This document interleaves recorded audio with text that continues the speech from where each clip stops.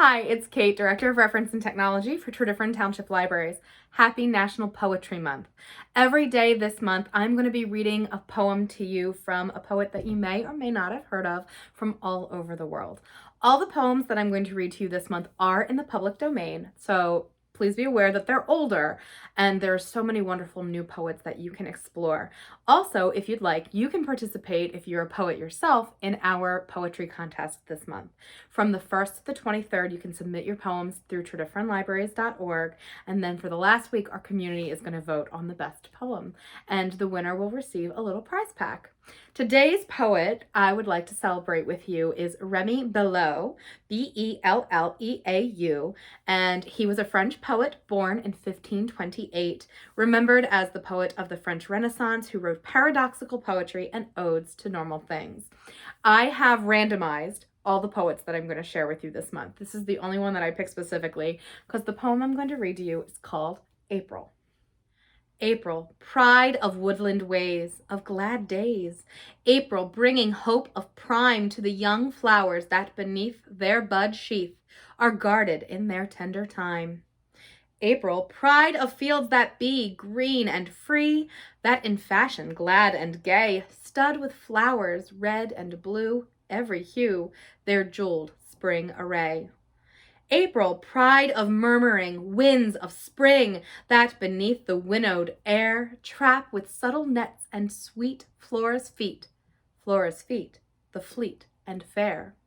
April, by thy hand caressed, from her breast nature scatters everywhere handfuls of all sweet perfumes, buds and blooms, making faint the earth and air.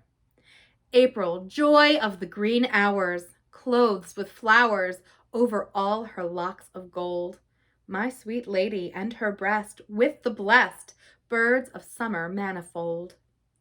April, with thy gracious wiles, like the smiles of Venus, and thy breath, like her breath, the gods' delight, from their height they take the happy air beneath.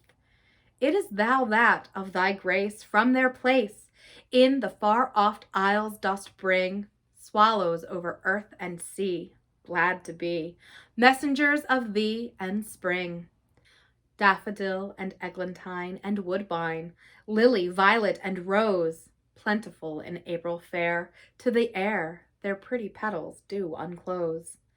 Nightingales ye now may hear, piercing clear, singing in the deepest shade, many and many a Bibled note, chime and float, woodland music through the glade. April, all to welcome thee, spring sets free ancient flames, and with low breath wakes the ashes gray and old, that the cold chilled within our hearts to death. Thou beholdest in the warm hours the swarm of the thievish bees that flies evermore from bloom to bloom for perfume, hid away in tiny thighs.